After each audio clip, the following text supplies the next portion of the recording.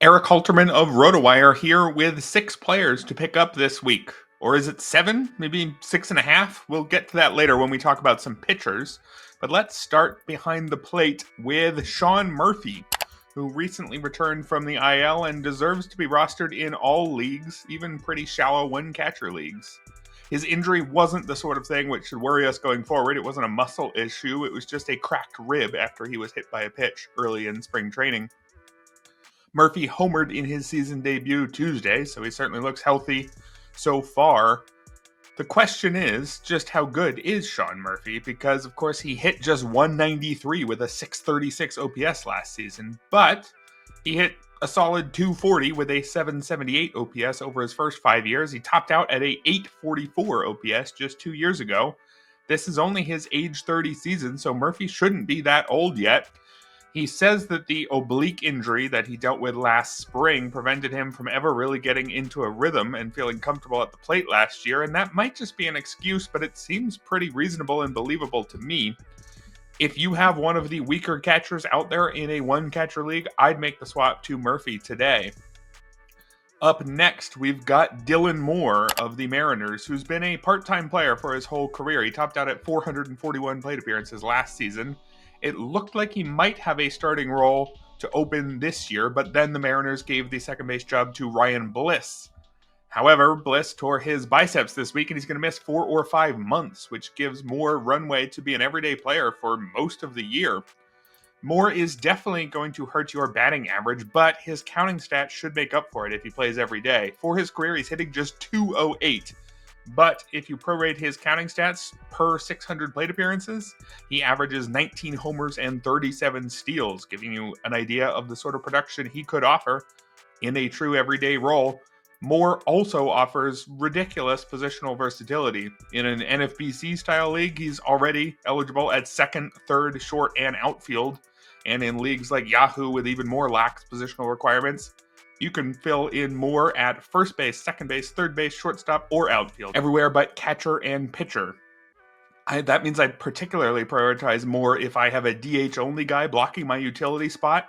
You get somebody with Moore's incredible versatility, and you probably aren't going to have any position eligibility issues all year, even if you've got, say, Shohei Ohtani on your team, for example.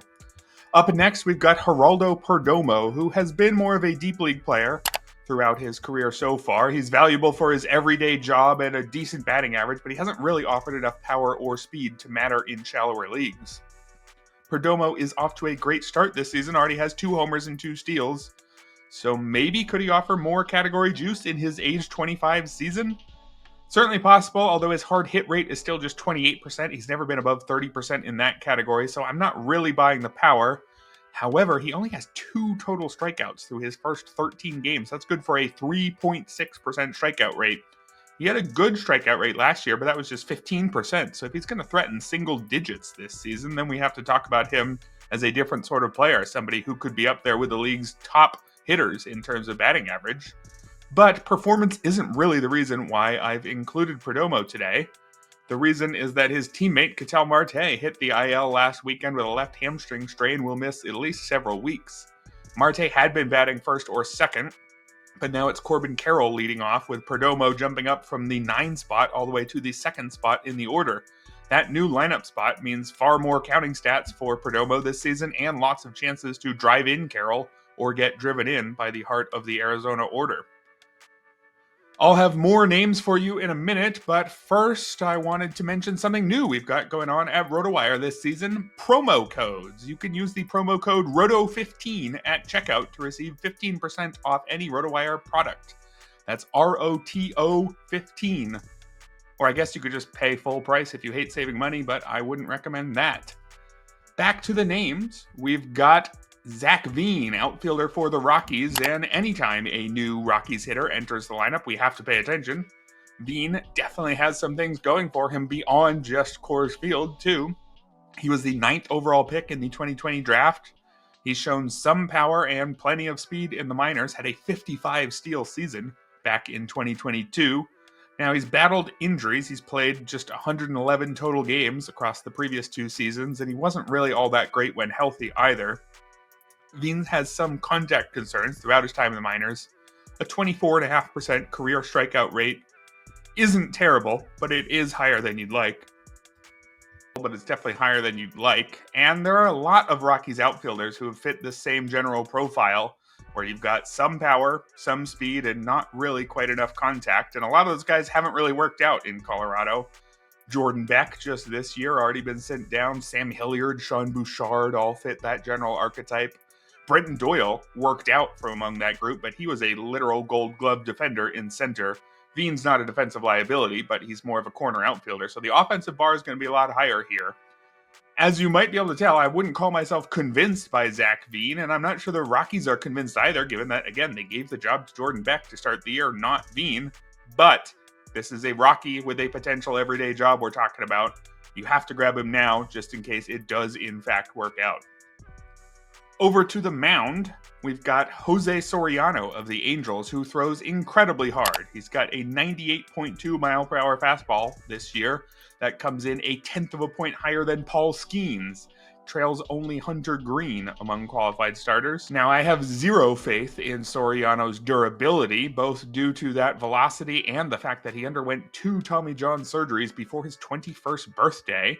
But Soriano is 26 now, and he's a few years removed from that second procedure. He showed real promise last season. In 22 appearances, he had a 3.42 ERA and a 1.20 whip. 21% strikeout rate and 10% walk rate, both are a little bit the wrong side of league average, but it came with a 60% ground ball rate, which is an elite mark. You wouldn't necessarily expect grounders over strikeouts from a guy with this kind of velocity, but because he gets this velocity with a sinker rather than a four-seamer, he's excellent at suppressing homers. Think less Paul Skeens, more maybe Jordan Hicks, or Diamondbacks reliever Justin Martinez, a couple guys who have similar profiles. Soriano is up to his same tricks this season through 3 starts. He's striking out 24% of opposing batters, walking 11%, both right around where he was last year. And that ground ball rate is even better, 65%. The result so far, a 2.70 ERA, a 1.00 whip. Now, I'm definitely not going to count on 30-plus starts from Soriano, but I do expect him to be quite good for the starts he does give us. I'd want to add him right now for the next month or two and see where it goes from there. And finally, we have 1 or maybe 2 pitchers here. David Festa and possibly Zebby Matthews as well for the Twins. These two began the year in the minors as the Twins' 6th and 7th starters, despite the fact that the projections already had them as the team's 4th and 5th best starters. There's just not that much reason to have much faith in Simeon Woods Richardson or especially Chris Paddock these days. Neither of them seem to be moving, though. It's Pablo Lopez who hit the IL with a hamstring injury that opened up an opportunity, and the Twins are reportedly calling up not one, but both prospects, temporarily using a 6-man rotation. Should note, as of recording, it's Festa who's the only one confirmed to come up, so he'd have to be the priority at the moment, but by the time you're listening to this, I would not be at all surprised if the rumor turns into fact, and both guys are indeed up this year, and if so, you want both of them. Festa struggled last year with a 4.90 ERA in 14 outings, but had a 3.58 SIERA, a strong strikeout rate of 28% with a league average 8% walk rate. Matthews, on the other hand, he began the last year down at high A, worked his way all the way up to the majors for 9 starts, struggled to a 6.69 ERA, though, in those starts, but again, ERA estimators much better, 3.78 SIERA, struck out 24% of opposing batters while walked just 6%. That's a profile that should work going forward. That'll do it for today's video. Let me know in the comments if you plan to pick up any of these players, and check out the Saturday edition of the RotoWire Fantasy Baseball podcast, where Ryan Boyer and I go over waiver wire pickups every single week throughout the entire season.